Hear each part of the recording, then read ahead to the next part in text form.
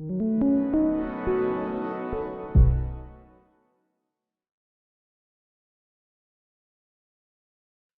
do children do worse when they are raised without significant father involvement? And they do worse in more than 70 different areas.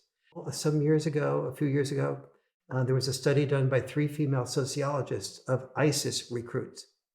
She found that all of the ISIS recruits had in common, not all of them, almost all the ISIS recruits had in common the lack of father involvement, not just the males, but the females. Now, understand what these 3 female sociologists, how they discovered this. They didn't even ask the question about father involvement when they did the first round of interviewing of these ISIS recruits. It came up voluntarily so frequently by the ISIS recruits that had been captured at a Lebanese prison where they did these interviews, that they realized that this was a significant factor. That is, they didn't even take it in there as a possible significant factor. Because they couldn't see it, because they didn't want to see it. Well, I wouldn't. Or no, that's wrong. Want to see it. We haven't educated anybody to see that. Correct. And, so as a populace, we don't see this as being a problem. Right. We don't see it as a significant problem. I mean, let's be fair about this. If I approach a judge and say, Judge, in divorce court, do you feel that children will do best with both parents after divorce? About 90% of judges will say yes at that level.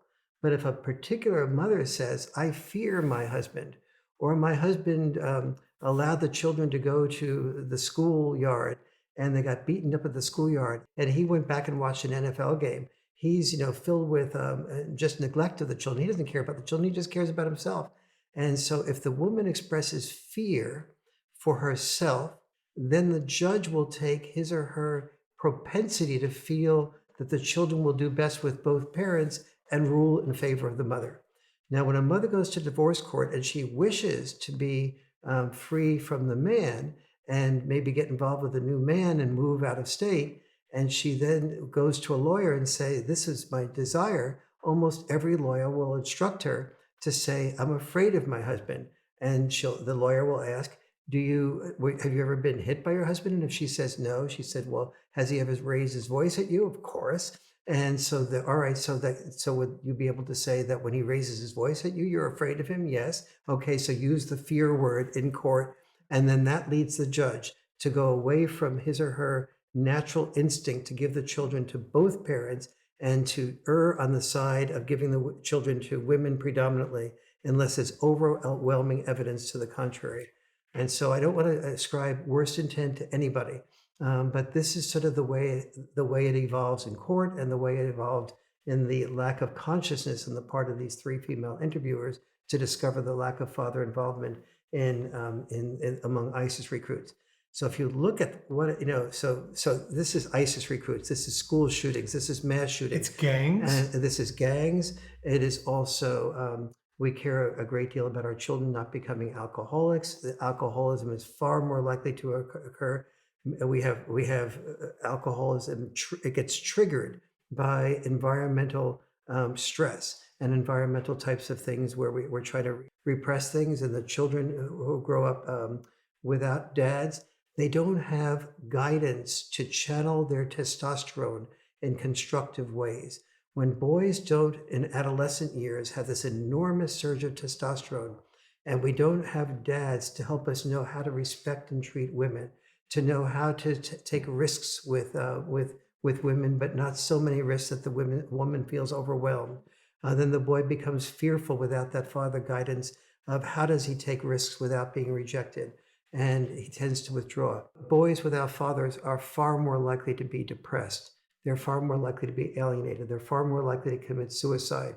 Lack of father involvement is the single biggest predictor of suicide among boys. So I want to be really clear. Every time I go to the airport, it's because I'm worried about terrorists or some person doing something. That's the boy crisis. That's the boy crisis. That's usually lack of father involvement. So yes. You're going through this long line of at the airport. Think this is because I have not supported an increase in father involvement. Correct. So I have not moved for 50-50 in my state. Mm-hmm. Every time we go to the airport, it's because lack of father involvement It's because of the boy crisis, and we've not pushed for 50-50 involvement. Because boys that hurt us. Yes. Whenever we talk about prisons and the judicial system, whenever we spend $75,000 a year in California to put somebody in prison, that's the boy crisis. That's lack of father involvement. That's me not voting for 50-50. Whenever we have an opioid crisis, that's lack of father involvement. That's the boy crisis. That's me not pushing for 50-50s in my state, correct? Correct. When we talk about failing schools or crime, more than likely that has to do with the boy crisis, lack of father involvement, and me not pushing for 50-50 outcomes in my state. Is that correct? More than anything else, yes.